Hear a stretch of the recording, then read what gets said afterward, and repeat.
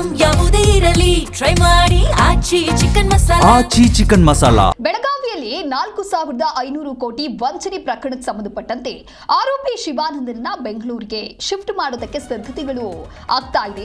14 ದಿನ ಕಸ್ಟಡಿಗೆ ಕೇಳಿ ಸಿಐಡಿಯಿಂದ ಕೋರ್ಟ್ಗೆ ಅರ್ಜಿಯನ್ನ ನೀಡಲಾಗಿದೆ. ಸಾವಿರಾರು ಕೋಟಿ ಎಲ್ಲಿ ಹೋಗಿದೆ ಅನ್ನುವಂತ ನಿಟ್ಟಿನಲ್ಲಿ ತನಿಖೆ ಆಗ್ತಾ ಇದೆ. ಈಗಾಗಲೇ ಸಿಐಡಿ ಆರೋಪಿಯ ವಿಚಾರಣೆಯನ್ನ ಮಾಡಲಾಗಿದೆ. ಬೆಂಗಳೂರಿನ ಕಚೇರಿಗೆ ಕರೆದೊಯ್ದು ಮತ್ತಷ್ಟು ವಿಚಾರಣೆಗೆ ಸಜ್ಜಾಗಿದೆ. ಕೋಟ್ಯಾಂತರ ರೂಪಾಯಿ ವಂಚನೆ ಪ್ರಕರಣಕ್ಕೆ ಸಂಬಂಧಪಟ್ಟಂತೆ ಒಟ್ಟಾರೆಯಾಗಿ ನೂರಾರು ಕೋಟಿ ಅಕೌಂಟ್ನಲ್ಲಿ ಇದ್ರೂ ಕೂಡ ಬ್ಯಾಂಕ್ ಅಧಿಕಾರಿಗಳು ಸೈಲೆಂಟ್ ಆಗಿದ್ದು ಯಾಕೆ ಎನ್ನುವಂತ ಪ್ರಶ್ನೆಯೂ ಕೂಡ ಮೂಡಿದೆ. ಇಡಿ ಮತ್ತು ಐಟಿ ಗಮನಕ್ಕೆ ತರಬೇಕಾಗಿದ್ದಂಥ ಬ್ಯಾಂಕ್ ಅಧಿಕಾರಿಗಳ ಮೇಲೇನೆ ಒಂದು ರೀತಿ ಅನುಮಾನವೂ ಕೂಡ ಸೃಷ್ಟಿ ಆಗಿತ್ತು. ಒಟ್ಟಾರೆಯಲ್ಲಿ ಬೆಳಗಾವಿಯಲ್ಲಿ ಬಹುಕೋಟಿ ವಂಚನೆ ಕೇಸ್ ಆರೋಪಿ ಶಿವಾನಂದನ ಜೊತೆಗೆ ಬ್ಯಾಂಕ್ ಅಧಿಕಾರಿಗಳು ಕೂಡ ಭಾಗಿ ಆಗಿದ್ರ ಅನ್ನುವಂಥ ಒಂದು ಆಂಗಲ್ನಲ್ಲೂ ಕೂಡ ಇದೀಗ ತನಿಖೆ ಮಾಡೋದಕ್ಕೆ ಮುಂದಾಗಿದ್ದಾರೆ. ಇನ್ನೊಂದು ಕಡೆ 14 ದಿನ ಕಸ್ಟಡಿಗೆ ಸಿಐಡಿ ಕೇಳಿದೆ.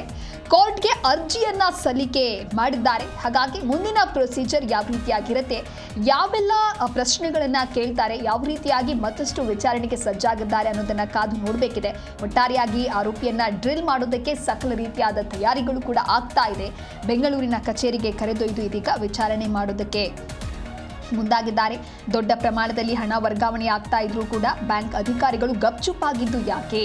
ಬ್ಯಾಂಕ್ ಅಧಿಕಾರಿಗಳ ನಡೆಯ ಮೇಲೆಯೂ ಕೂಡ ಅನುಮಾನ ಮೂಡ್ತಾ ಇದೆ.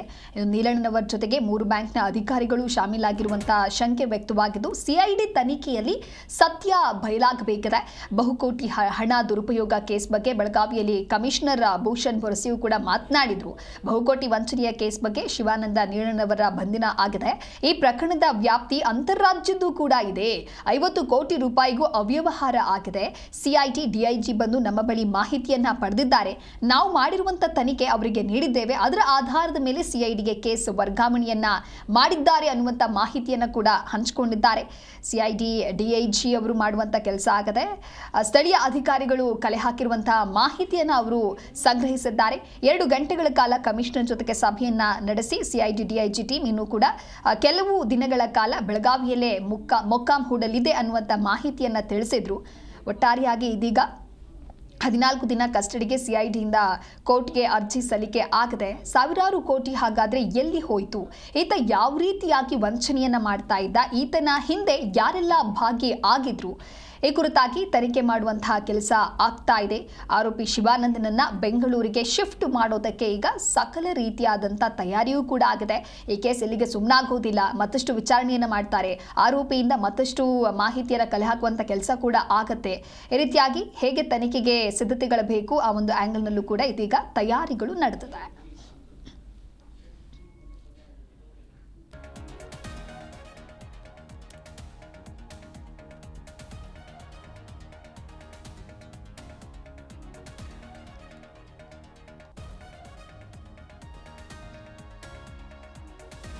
ಒಟ್ಟಾರೆಯಾಗಿ ಇದೀಗ ಆರೋಪಿಯನ್ನ ವಿಚಾರಣೆ ಮಾಡುವಂತಹ ಕೆಲಸ ಆಗ್ತಾ ಇದೆ. ಮೊದಲಿಗೆ ಪೊಲೀಸರು ವಿಚಾರಣೆ ಮಾಡ್ತಾ ಇದ್ರು. ಅದಾದ ನಂತರದಲ್ಲಿ ಈಗ 14 ದಿನ ಕಸ್ಟಡಿಗೆ ಕೇಳಿ ಸಿಐಡಿಯಿಂದ ಕೂಡ ಕೋರ್ಟ್ಗೆ ಅರ್ಜಿಯನ್ನ ಹಾಕಲಾಗಿದೆ.